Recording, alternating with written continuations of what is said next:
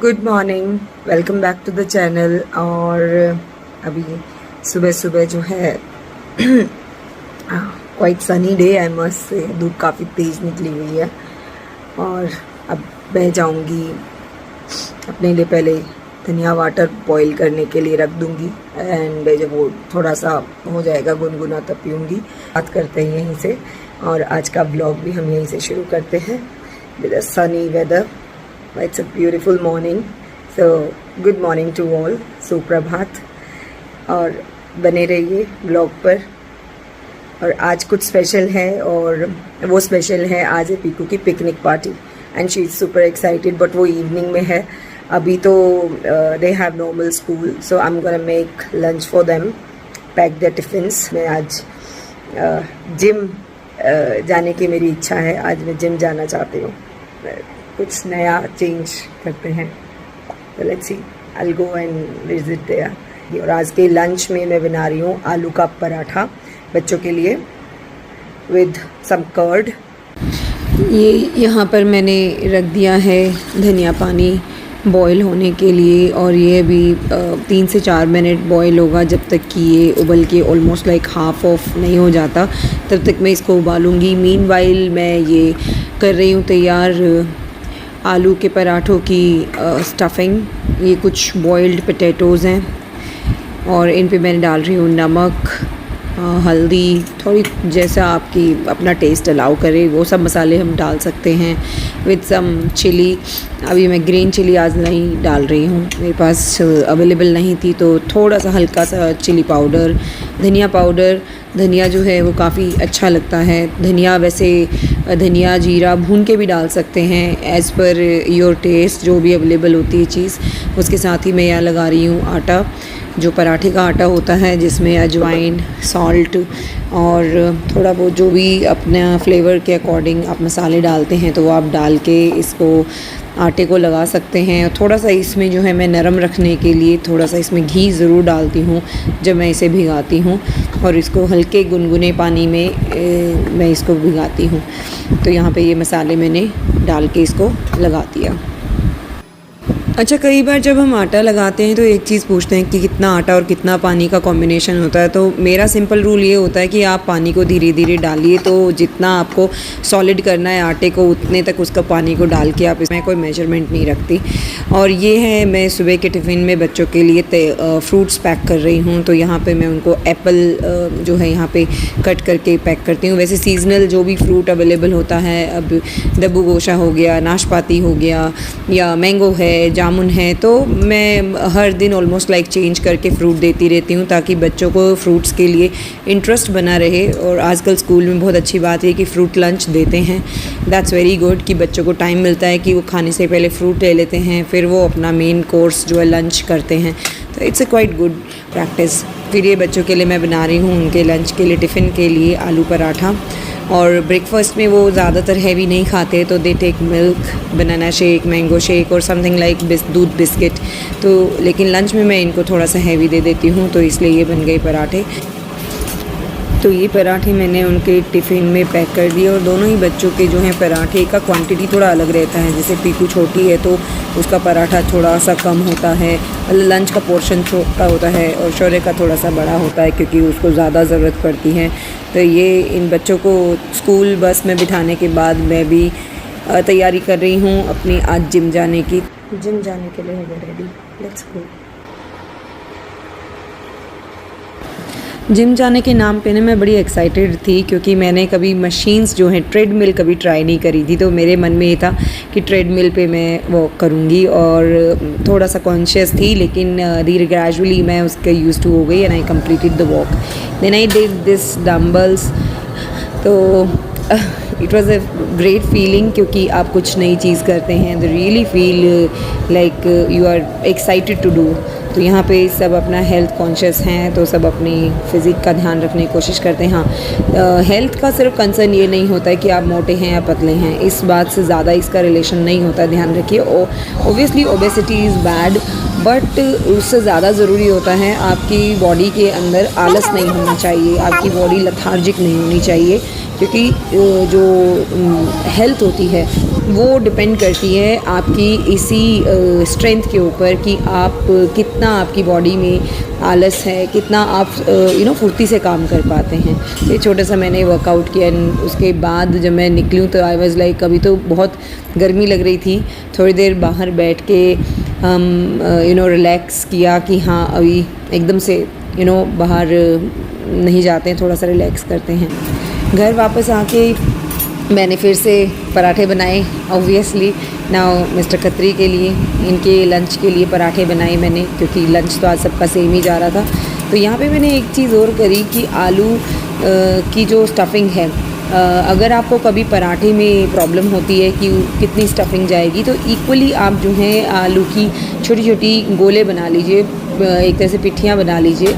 तो उनको फिर आप जब लोई के अंदर आप स्टफ़ करेंगे तो it will be more easy for you कि इक्वल जो है वो डिस्ट्रीब्यूशन हो जाएगा मसाले का। लेकिन कई बार आप देखेंगे ये चीज़ हो जाती है कि एक पराठे के लिए तो मसाला है और लास्ट में मसाला कम हो गया, तो उसको इक्वल डिस्ट्रीब्यूट करिए। और इस तरीके से जो है आप देखिए, मैं तो ऐसे बनाती हूँ, तो मेरे ख्याल से अलग अलग तरीके हो सकते हैं। It's like this. तो मैं इसको पोर्शन को इसमें डालती हूँ, फिर इसको ऐसे अंदर की तरफ ठूसिए एक तरह से अंदर की तरफ पुश करिए और इस तरह से इसके गोले को बंद कर दीजिए।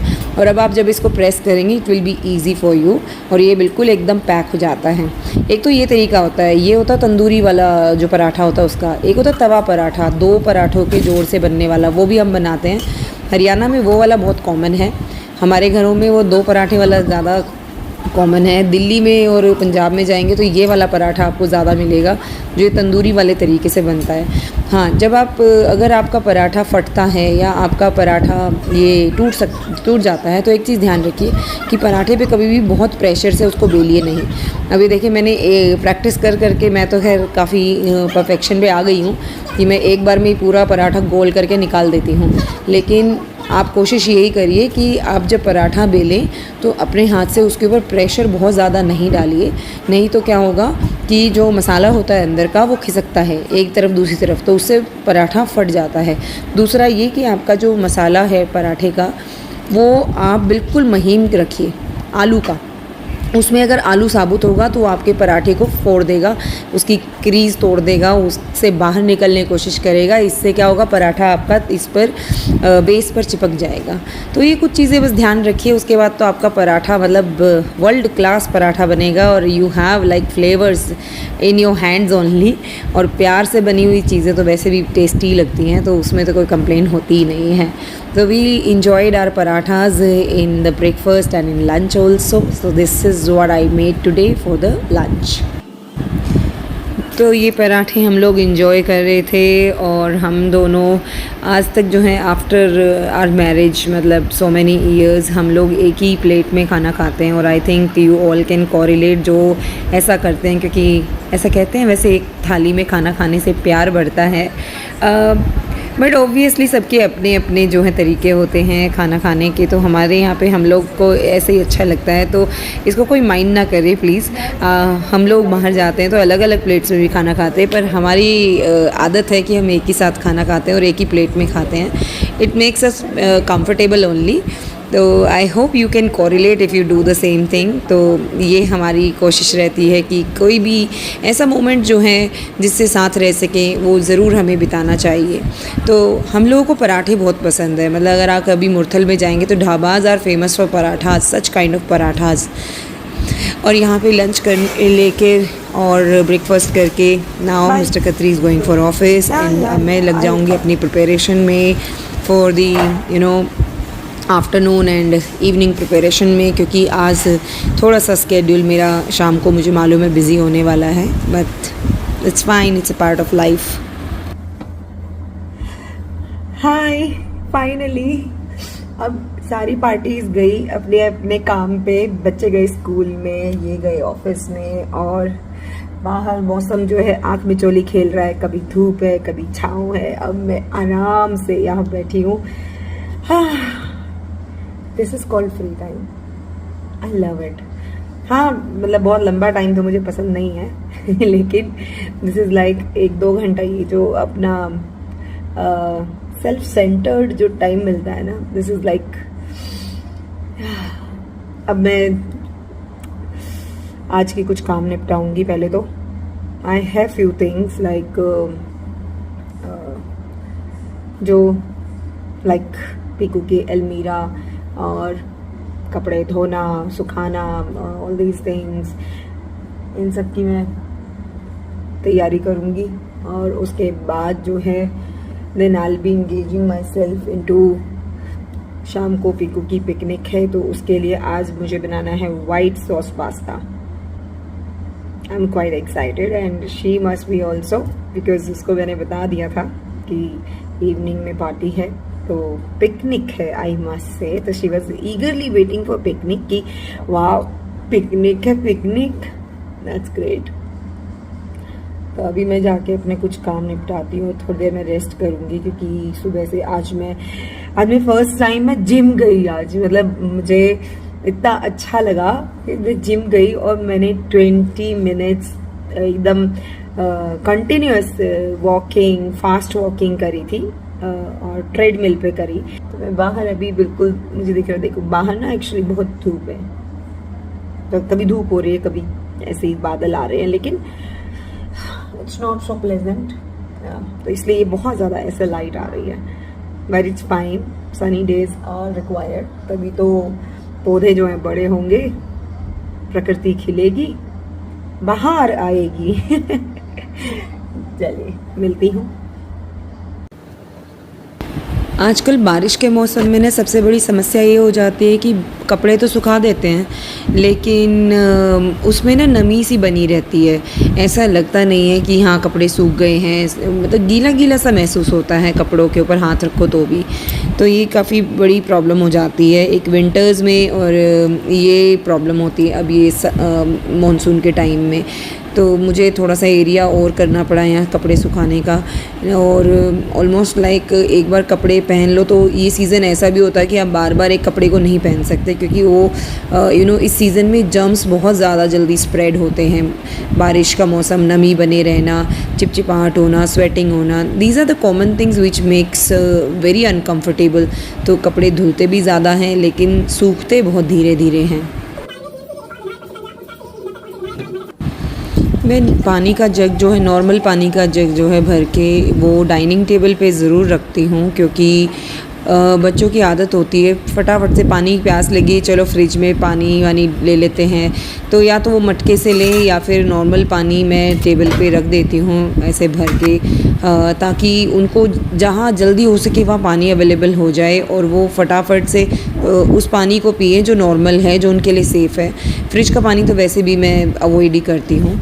इसके साथ में मैं कल सामान लेके आई थी आज किचन की कुछ चीज़ें या घर की डेली की, तो ये सब मैं उठा के रख रही हूँ, सामान जचा रही हूँ। और ये दिन भर में ये काम तो चलता ही रहता है, क्योंकि जैसे ही बच्चे आ जाएंगे फिर से जो है इंगेज हो जाएंगे उनके साथ में, या उनसे रिलेटेड काम या अपने इवनिंग के काम भी, तो एक साथ फिर वो काफ़ी सारे काम हो जाते हैं। बच्चे आ गए हैं घर पे और ये रहा इनके bags, and now what I am gonna do is I am gonna make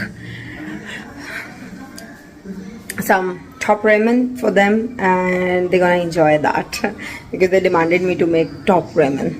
That is very special top ramen की करी जो होती है, उसका जो मसाला होता है वो मैगी से बिल्कुल अलग होता है, तो they just love it. So they asked me, now I'm making it. So bhai, you are enjoying top ramen? How is this, Piku? How is your top ramen? Now evening में पिकू की party के लिए बनेगा white sauce pasta, तो उसके लिए मैं अभी छोटी सी प्रिपरेशन करके रख रही हूँ, फिर ऑन टाइम क्विक करके बन जाएगा। तो उसके लिए मैं क्या कर रही हूँ, अभी सिर्फ और सिर्फ पास्ता को बॉईल करके रख रही हूँ। तो उसके लिए मैंने उसके लिए मैंने यहाँ पर ये पास्ता को गर्म पानी में डाला है, थोड़ा सा oil, vegetable oil with the pasta and some salt, ये बॉईल करने के लिए मैंने रख दिया है। तो नाउ ग्रेजुअली ये बॉईल हो जाएगा and then when this will be required, so it will be very easy to make it quickly. Okay, and with that now ये मैंने चाय भी रखी है यहाँ पे, तो यहाँ पर ये चाय भी बन रही है, ये मुझे चाहिए, I need it now, evening tea. जब तक ये पास्ता बनेगा तब तक के लिए मैंने फ्रिज से ये सब्जियाँ भी निकाल दी हैं। अब ये सारी टी फ्रीज़ हो जाएंगी और फिर हम बनाएंगे इनका पास्ता। चॉपिंग वगैरह करके रख लूँगी मैं, बट अभी नहीं, because right now I am gonna enjoy my T first. तो मॉर्निंग में जो हमने सामान रखा था वो था, प्रिपरेशन कर रहे थे सामान की, जैसे ये disposables and all this stuff which is required. तो कुछ एक सामान कल लाए थे, तो आज मॉर्निंग में मैंने वो सारा निकाल के किचन में काफ़ी कुछ तो जचा दिया है। एक दो चीज़ें रह गई हैं वो मैं जचा दूँगी। बाकी right now I am making my special T and I am gonna enjoy it. You also go and enjoy your evening tea, and I'm a chai lover. Chai, I love it. So I don't miss it. I do have I love to have tea at least 2 times, in the morning and in the evening. If you are a tea lover like me, don't forget to subscribe the channel. Monsoon के time पे ना सबसे ज़्यादा मुझे issues होते हैं कि मैं बार बार ड्रेस चेंज करती रहती हूँ, क्योंकि स्वेटिंग हुई और आई फील वेरी अनकम्फर्टेबल, तो मैं बहुत जल्दी चेंज कर लेती हूँ। तो दिन में मेरी 2-3 ड्रेस ऐसे ही चेंज हो जाती हैं, स्पेशली मॉनसून के टाइम पे। तो I feel comfortable after changing. तो ये मैंने आज की, ये मेरी सेकंड ड्रेस हो जाएगी। और इस तरीके से जब भी मैं अनकम्फर्टेबल होती हूँ मैं कर लेती। तो यहाँ पे मैं इनको स्लाइसेस में कट कर रही हूँ वेजिटेबल्स को, जिससे कि ये बड़े साइज़ में ही रखनी होती हैं, क्योंकि ये चंक पीसेस जो होते हैं वेजिटेबल्स के, इनका टेस्ट जो है उसी में आता है, बारीक नहीं करनी होती है। एंड बेल पेपर्स जो हैं, जो येलो और ये वाली जो रेड वाली होती हैं, they are having sweet taste, और जो ग्रीन वाली होती है उसका थोड़ा सा अलग होता है, उसका स्वीट नहीं होता है इतना, लेकिन ये वाली स्वीट होती हैं। ये एक तरह से राइपन वाला टेस्ट जो है इनका आता है। और इसके अलावा जो ब्रोकली है वो भी यूज़ कर सकते हैं पास्ता में। तो मैं तो ये खैर पसंद करती हूँ चीज़ें। ज़ुकूनी समथिंग आप यूज़ कर सकते हैं जो बड़ा अच्छा लगता है। इसको हम वैसे लंबा पेठा भी बोल देते हैं, लेकिन ज़ुकूनी का टेस्ट बिल्कुल अलग होता है। तो onion, bell peppers, capsicum, zucchini and broccoli, ये मेन जो हैं आपके पास्ता में जाएंगे। और मैंने पास्ता ये विदाउट गार्लिक बनाया है। मेरे घर में तो वाइट सॉस पास्ता सबसे ज़्यादा पसंद किया जाता है, तो मैं वही बना रही हूँ।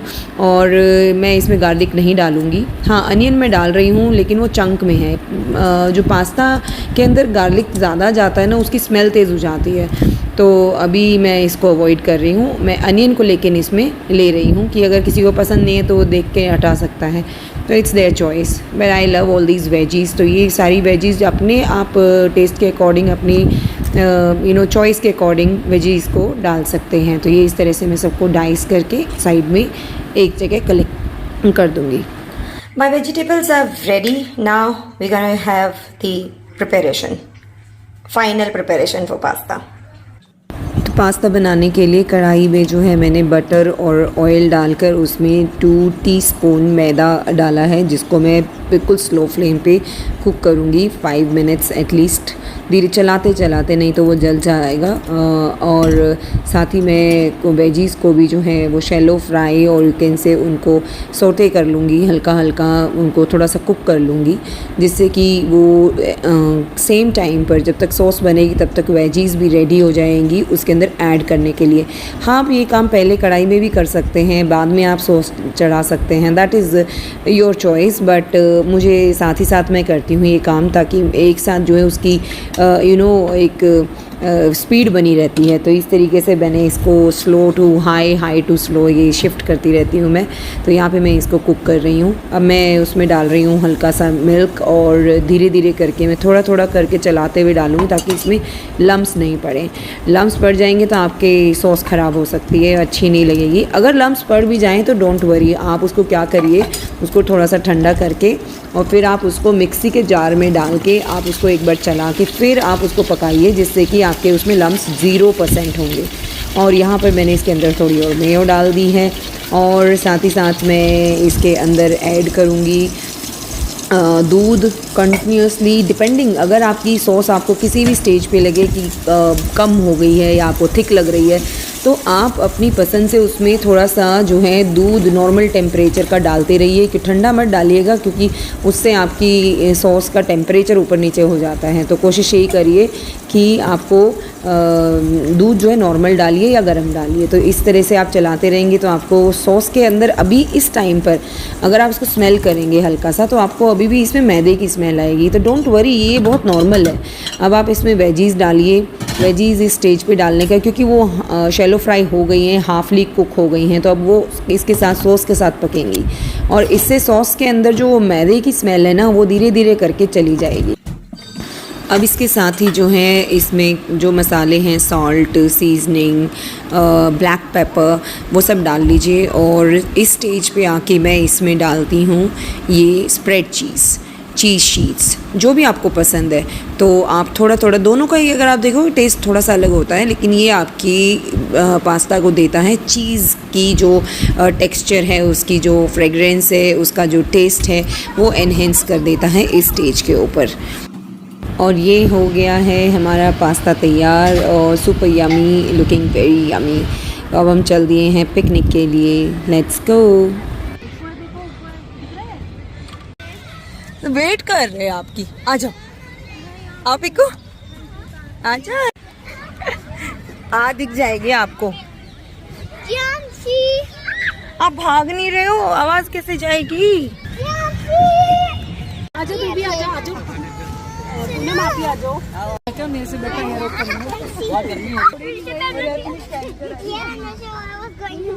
उधर देखो, इधर आओ सारे बच्चे इधर।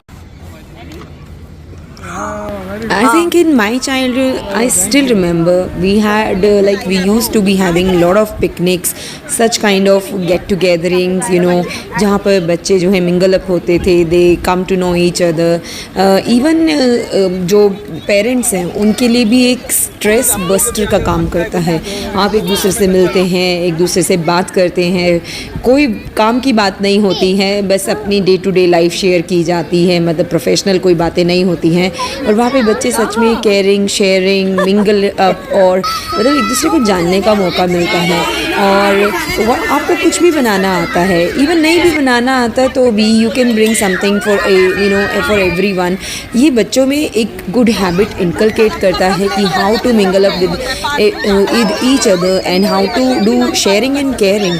तो this is the best thing I think the children should have without having expensive gifts. I think this is the best thing we can contribute in their childhood. आप भगा रहे हो उनको? बहुत स्वेटिंग हो जाएगी। अब आप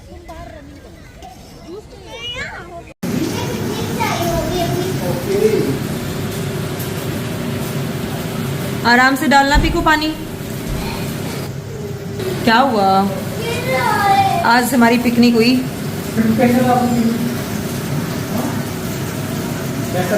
बढ़िया, बहुत बढ़िया। ऑफिस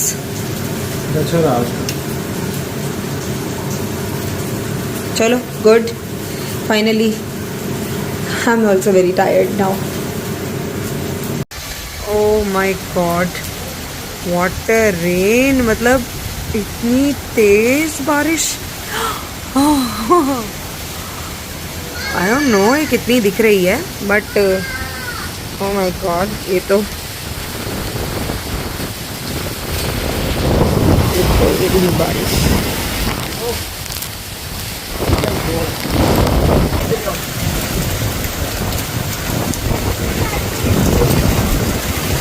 माय गॉड, इतनी तेज बारिश। तो आज का ये व्लॉग मैं करती हूँ यहीं पर एंड। और अभी अभी जो है इतनी तेज़ बारिश थी, तो अभी अभी बारिश में जाके नहा के आए हैं और it was like fun and I hope you all are also enjoying rain. बारिश में ज़रूर नहाना चाहिए। तो इसके साथ ही please do subscribe the channel and see you in the next video. और ऐसे ही बारिश को एंजॉय करिए, पकौड़े बनाइए, हेल्दी खाना खाइए and just spend your day with your kids. That's a very quality time you need to have.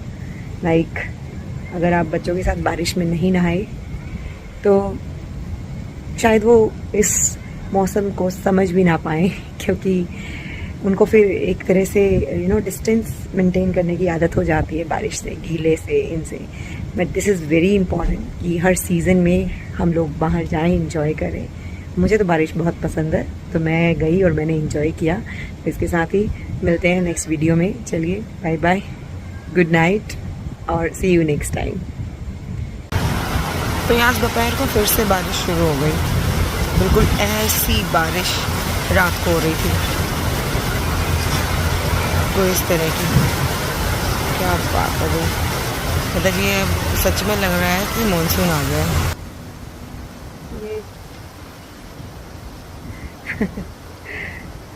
यहाँ पे बहुत सुंदर मौसम हो रखा है, इतना अच्छा। जब मैं दोबारा दिखाती हूँ बारिश भी, ये देखो, घनघोर वर्षा इसको बोलते हैं, घनघोर। ये धीरे धीरे बढ़ती जा रही है। अब देखो इसमें बिल्डिंग्स आसपास की दिखनी ना धुंधली हो जाएंगी, जब पूरी तरह से बारिश हो जाएगी ना शुरू। इसको जूम करते हैं ना तो ये बारिश एकदम क्लियर दिखती है, कितनी ज़्यादा बारिश होती है। हमारा मंदिर है, जोर जोर से हो रही है। रात को तो हम पूरे बारिश में ना ऐसे कूद फांद करके आए हैं पूरे पार्क में, पानी में बहुत अच्छा लग रहा है। हमें सोच रही हूँ छाता लेके जाना पड़ेगा, कोई बात नहीं। Happy raining day, happy, very happy raining day. तो एंजॉय रेन।